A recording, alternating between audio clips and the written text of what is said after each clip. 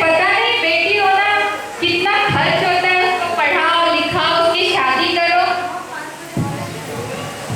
अरे ऐसी क्या बात है, तुम तो कितनी आगे की सोच रहे हो। बेटी को पढ़ाओ लिखाओ, उसे बड़ा करो और उसे अपने पैरों पर खड़ा करो। बेटी होना कोई बोझ नहीं है। अरे वो तो बोझ होती है, बोझ। अच्छा तो हम ऐसा करते हैं, गांव की सारी लड़कियों को मार देते हैं और फिर तुम शादी करना किसी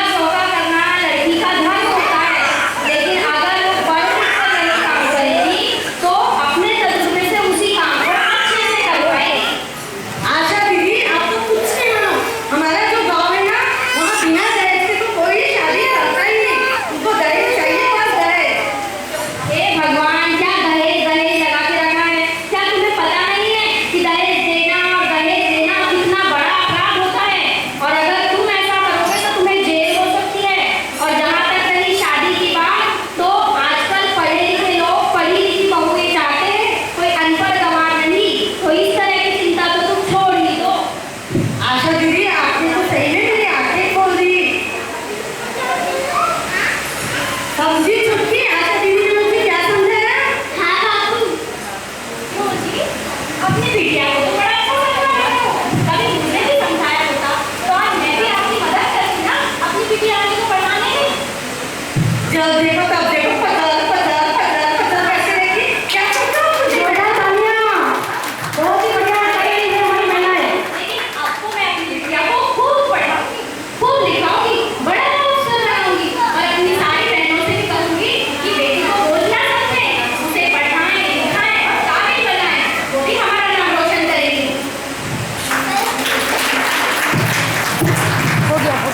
अरे क्या हो गया तुमको भैया? ये तो परेशान क्यों हो? अरे क्या बताओ किशन भैया, लड़का होगा या लड़की? अरे लड़का हो या लड़की, अपना ही तो खून है। उनको अच्छा पढ़ाओ लिखाओ, उनका पालन पोषण करो, वो अपना नाम रोशन करेंगे। इतनी चिंता मत करो। हाँ काका, हमारी टीचर ने बताया है कि शहरों में बहुत से सरकारी स्कूल और सामाजिक संस्थाओं की गांव की लड़कियों को पढ़ाते हैं, उन्हें कढ़ाई बुनाई सिलाई सिखाकर अपने पैरों पे खड़े करते हैं। अच्छा, तो मैं भी अपनी लड़की को पढ़ाऊंगा, लिखाऊंगा, उसको अपने पैरों पर खड़ा करूंगा जैसे किशन भैया ने किया और मैं ही नहीं गांव का हर व्यक्ति इस सोच को अपनाएगा। तो देखा हमने जागृति की एक मशाल से किस तरह दूसरी मशाल रोशन हुई। तो कुछ ऐसा ही हमें अपने समाज, अपने राज्य, अपने प्रदेश के लिए करना है। बेटा और बेटी के बीच का अंतर मिटाना है। कैसा है ये अजब व्यवहार? बेटा